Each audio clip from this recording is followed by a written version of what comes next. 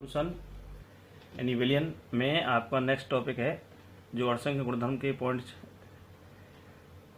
जो अणुसंख्य गुणधर्म के प्रकार थे उनमें फर्स्ट था आपका वाष्प दाब में आपेक्षिक अवनमन और सेकंड होता है इसमें क्वथनांक उन्नयन। तो सबसे पहले इसमें पढ़ते हैं भाई क्वथनांक क्या होता है, जिसे कहते हैं बॉइलिंग पॉइंट। तो आप सभी जानते हो भाई किसी लिक्विड को या द्रव को गर्म करते हैं तो वो एक निश्चित टेम्परेचर पर क्या होता है, वेपर बन जाती है, उसकी लिक्विड से वेपर बन जाता है या द्रव से क्या बन जाती है, वाष्प। और वाष्प सतह पर दाब डालती है उसे क्या कहते हैं, वाष्प दाब। तो इसके लिए बताया गया कि वह ताप जिस पर द्रव का वाष्प दाब वायुमंडलीय दाब यानी 1 atm के बराबर हो जाता है उसे क्या कहते हैं, क्वथनांक कहते हैं। यानी किसी द्रव का वह ताप जिस पर उसका वाष्प दाब वायुमंडलीय दाब के बराबर हो जाता है उसे द्रव का क्वथनांक कहते हैं, उस ताप।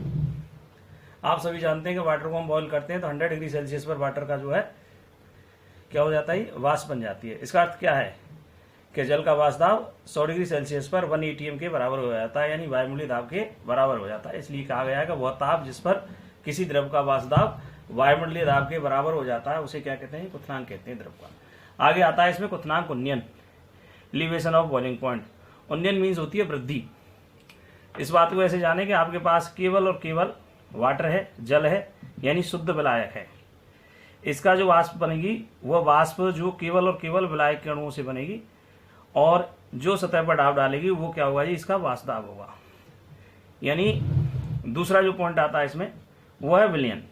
विलयन कैसे बनता है, आप सब जानते हो कि एक अवाष्पशील विलय होगा प्लस कौन होगा जी, विलायक होगा, विलायक होगा। इससे क्या बनेगा जी, दोनों को मिला देंगे तो विलयन बनेगा। अब इस विलयन का जो वाष्प दाब है वो केवल किसकी वजह से है, विलायक की वजह से। यानी इसकी सतह पर किसके कण और आ जाएंगे, तो इसका इस तरह से दिखा सकते हैं। इसमें वाष्प दाब बहुत ज्यादा होगा, पूरा भरा होगा, और इसका वाष्प दाब या खाली दिखा दो तो इसका वाष्प दाब क्या होता है, कम, और इसका वाष्प दाब क्या होता है, अधिक।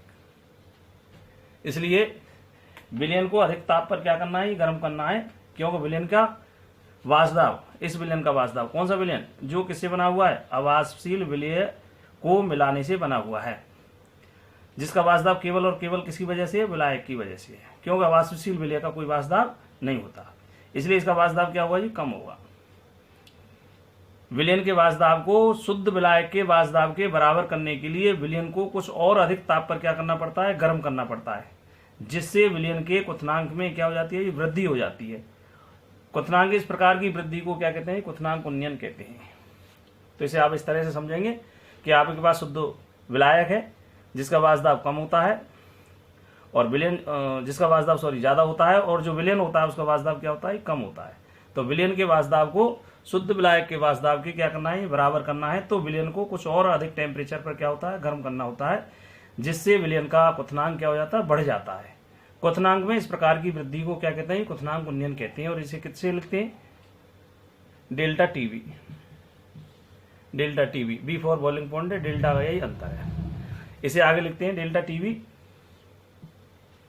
विलयन का क्वथनांक उन्नयन बराबर टीवी माइनस टीवी नॉट। तो डेल्टा टीवी बराबर क्या है, क्वथनांक उन्नयन, और टीवी जो होगा वो विलयन का क्वथनांक होगा, ज्यादा है, और ये जो होगा वो विलायक का क्वथनांक होगा, यानी शुद्ध विलायक का क्वथनांक। दोनों के क्वथनांक में अंतर होता है, उस अंतर को ही क्वथनांक उन्नयन कहते हैं। यानी ये विलयन का क्वथनांक है जो ज्यादा है, और ये शुद्ध विलायक का क्वथनांक है जो क्या है, ये कम है। इसलिए इसी के अंतर को क्वथनांक उन्नयन कहते हैं। आगे जाएंगे तो इसमें एक पॉइंट और आप पढ़ेंगे इसमें आगे, वो आपका आता है क्वथनांक उन्नयन और वाष्प दाब अवनमन में संबंध, यानी relation between elevation of boiling point and comparative vapour pressure. इसके लिए आप, तो इसमें आप क्वथनांक उन्नयन और वाष्प दाब अवनमन में रिलेशन देखेंगे। तो इसके लिए आप दो एक्सिस देख रहे हैं, एक है टेम्परेचर ताप और दूसरा है वाष्प दाब। अब इस वाले एक्सिस में ये P1 P नोट है, ये P1 है, ये P2 है, और इधर टेम्परेचर क्या है, TV नोट है, TV1 है और TV2 है। तो इधर जाने पर तो वाष्प दाब बढ़ रहा है और इधर जाने पर क्या बढ़ रहा है, ये टेम्परेचर। आप इस बात को देख रहे हैं, इसमें जो चिन्ह दिए गए ये A है, ये B है, ये C है, ये D है, और ये आपका क्या E है। अब ये जो लाइन है ये वाली, ये है विलायक, तो शुद्ध विलायक का वाष्प दाब के लिए बनाया गया कि भाई इसका वाष्प दाब ज्यादा होता है, इसलिए विलायक का वाष्प दाब ज्यादा है, इसलिए इसकी जो लाइन है वो ऊपर आएगी। अब विलयन 1 और विलयन 2, तो विलयन 1 ज्यादा वाष्पशील है, इसलिए उसकी लाइन कहाँ आएगी, इसके ऊपर आएगी, और जो विलयन है दूसरा उसका वाष्प दाब क्या है, कम है, उसकी लाइन कहाँ आएगी, नीचे।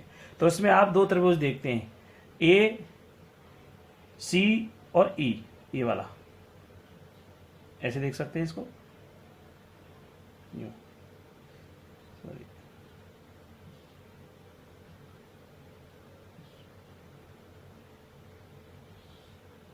यूं देख सकते हैं, ए सी और ई एक त्रिभुज। दूसरा त्रिभुज जो है इसमें क्या है, ए बी और डी, ये इस तरह से देख सकते हैं आप, ए बी और डी।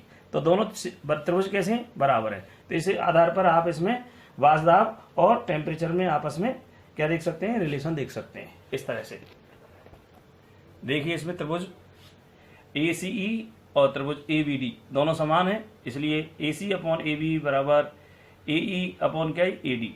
अब ए सी देखोगे तो वो T2 होता है, और वो कौन होता है, T0, और ये T1 होता है, और ये T2। उसी को आगे देखोगे डायग्राम को आप, तो P0 minus P1 upon P0 minus P2। तो ये दोनों का जो डिफरेंस है वो हो गया डेल्टा T2, और ये वाला हो गया डेल्टा T1। इस तरह से डेल्टा P2 और ये हो गया डेल्टा P1। तो जो कंक्लूजन है वो क्या रहेगा, डेल्टा TB यानी डेल्टा T अभी देख रहे हैं P डायरेक्टली प्रोपोर्शनल है किसके, डेल्टा P के। इसे ऐसे भी लिख सकते हैं कि डेल्टा TB डेल्टा P। अब डेल्टा P क्या है, डेल्टा TB क्या है, तो वो आपको पता है।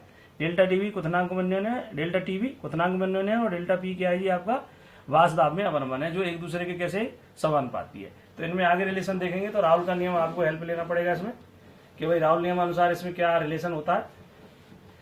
तो आप पीछे पढ़ के आएंगे, डेल्टा TB समानुपाती क्या होता है, XB होता है।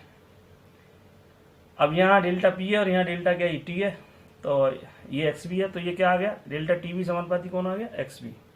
XB जो होता है वो आपने पढ़ा है कि XB बराबर होता है NB upon NB plus NA, विलय के मोल बटे कुल मोल। तो डेल्टा TB समानुपाती NB upon NB plus NA। Dilute solution जो होता है उसमें विलय बहुत कम होता है, इसलिए नीचे से किसको हटा रहे हैं, NB को हटा रहे हैं। तो क्या हुआ, XB बराबर क्या आ गया, NB अपॉन NA। तो डेल्टा TB समानुपाती NB अपॉन NA। आगे जा रहे हैं तो इसमें देख रहे हैं भाई कि डेल्टा जो NB जो होता है वो विलय का मोल अपॉन विलय का अणुभार, ऐसी तरह से विलायक के मात्रा बटे विलायक का क्या है, अणुभार। तो ये वैल्यू रख दी, डेल्टा TB समानुपाती WMB, MB कहाँ आ गया जी, ऊपर आ गया, और W अपॉन A। यहाँ एक कांस्टेंट दे दिया समानुपाती स्थिरांक, डेल्टा TB के WB MA upon MB into WA। आगे जा रहे हैं तो फिर इसमें एक नया स्थिरांक दे गया KB, जो किसके बराबर है, K इंटू MA। MA क्या है, विलायक का अणुभार है, और K क्या है, कुछ समानुपाती स्थिरांक है जो KB के बराबर होता है।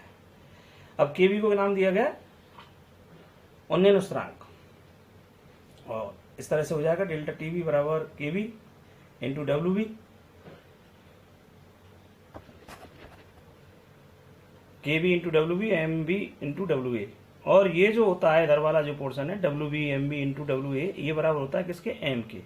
तो delta TB equal KB into क्या है, M कौन होती है, मोललता, और मोललता क्या है, 1 kg विलायक में उपस्थित विलय के मोलों की संख्या। तो KB को हटा दो तो डेल्टा TB समानुपाती क्या हो गया, M। इसका मतलब है क्वथनांक में उन्नयन कणों की संख्या अर्थात मोललता के कैसा होता है, समानुपाती होता है, इसलिए ये एक अणुसंख्य गुणधर्म है। आगे इसमें अभी ये टॉपिक जारी है आपका, जिसमें आप पढ़ेंगे क्वथनांक, उन्नयन और अणुभार में संबंध, रिलेशन, और साथ में पढ़ेंगे आप इसके न्यूमेरिकल। नेक्स्ट टॉपिक है उसी का क्वथनांक उन्नयन का पार्ट है। क्वथनांक उन्नयन व विलय के अणुभार में संबंध, यानी relation between elevation of boiling point and solute molecular weight. अभी आपने पढ़ा कि भाई हम जानते हैं इस बात को, वी नो कि डेल्टा TB इक्वल होता है KB इंटू M के, और M जो होती है वो मोललता होती है, मोलैलिटी होती है, M WB into 1000 upon MB into WA। तो ये वैल्यू यहाँ रख रहे हैं, तो डेल्टा TB इक्वल M हो गया KB WB 1000 upon MB into WA। अब इसमें आपको जो न्यूमेरिकल कैलकुलेट करने हैं वो आपसे डेल्टा टीवी यानी क्वथनांक उन्नयन कैलकुलेट करने को कह सकता है, आपसे केवी भी कैलकुलेट करा सकता है, आपसे डब्ल्यू भी कैलकुलेट करा सकता है और आपसे एमबी भी कैलकुलेट करा सकता है। तो सेकेंडरी मेन तो इसमें विलय के अणुभार को आपसे पूछता है भाई इसकी कैलकुलेशन कैसे करेंगे। तो इसके लिए फॉर्मूला हो गया M B equal K B into W B into क्या 1000 upon delta T B into W A. इस तरह से इसमें क्या हम कैलकुलेट करेंगे उसको जान लें भाई क्या है। के बी क्या है, क्वथनांक उन्नयन स्थिरांक है। डब्ल्यू विलय की क्या ही मात्रा या क्या ही उसका द्रव्यमान है, और विलय का क्या ही अणुभार है। एम बी क्वथनांक उन्नयन है डेल्टा टी बी, और डब्ल्यू है विलय की मात्रा। इसमें देखिए क्वेश्चन आपके यहाँ दे रखा है कि बेंजीन का जो क्वथनांक है वो 353.23 यानी 353.23 केल्विन होता है। एक अवाष्पशील विलय के 1.80 ग्राम को 90 ग्राम बेंजीन में घोल दिया गया, विलयन बना, और विलयन का क्वथनांक जो है बढ़ गया और वो 300 कितना हो गई 54.11 हो गया। तो आपसे पूछ रहा है विलय का अणुभार क्या होगा। इसके लिए आपको केवी की वैल्यू ऑलरेडी दे रखी है 2.53 केजी मोल इनवर्स। अभी इस पर चर्चा करेंगे आगे। फिलहाल इसको कैलकुलेट करें तो फॉर्मूला ये आपको बनता है एम बी बराबर K B into W B into 1000 upon delta T B into W A gram में। तो के बी 2.53 है, डब्ल्यू 1.80, डेल्टा टी बी निकालेंगे तो आपने भी पढ़ा था T B minus T B naught. तो 354.11 में से 353.23 घटा देंगे तो ये क्या आएगा जी 0.88 केल्विन, और डब्ल्यू आपका कितना है 90 ग्राम है। ये वैल्यू आप फॉर्मूले पर रख दें तो M B 253 into 1.80 into 1000 upon 0.88 into 9 T. तो आप इसे कैलकुलेट कर लेंगे तो 57.5 ग्राम आता है, जिसे जनरली क्या लिखा जा सकता है 58 ग्राम्स। इस तरह से आप इसमें 1 लाख।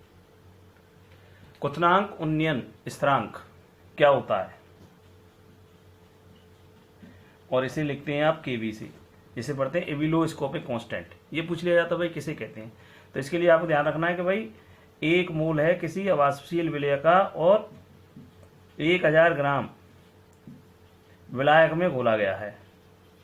तो कोई अवाष्पशील विलय को हम किसी विलायक में घोलते हैं तो उसके लिए फिक्स वैल्यू है कि 1 मोल होना चाहिए और विलायक क्या होना चाहिए 1000। तो इससे क्या होगा, ये क्वथनांक बढ़ जाएगा।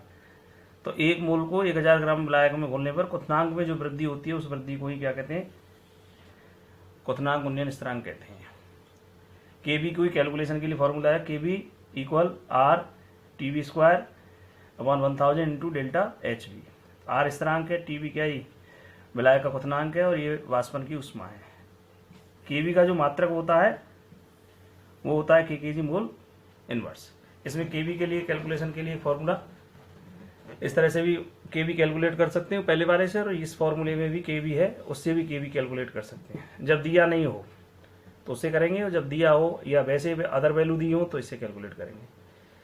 तो इसमें दिया डेल्टा टीवी 0.3 है, केबी डब्ल्यू भी कितना है 7 है, 1000 है ही, एम बी क्या है 210 है, और डब्ल्यू ए कितना है 350 है। तो केबी कैलकुलेट करना चाहते हैं तो केबी 0.3 210, ये वाला 0.3 210 इंटू 350 अपॉन 7 इंटू 1000। तो कैलकुलेट करेंगे तो केबी आपका 3.15 केजी मोल यूनिट्स आएगा। इस तरह से आपका अणुसंख्यक गुणधर्म में पहला पॉइंट था आपका वाष्पदाब में आपेक्षिक अवनमन, और दूसरा हो गया क्वथनांक उन्नयन। आप नोट्स और वीडियो के बेस पर कॉपी के जो नोट्स हैं उनके और वीडियो के बेस पर नोट्स बनाएं। कोई भी कैसी भी प्रॉब्लम आती है तो आपके पास ऑलरेडी नंबर है, आप जो है फ़ोन कर सकते हैं, प्रॉब्लम भेज सकते हैं व्हाट्सएप पर और उनका सॉल्यूशन ले सकते हैं। धन्यवाद।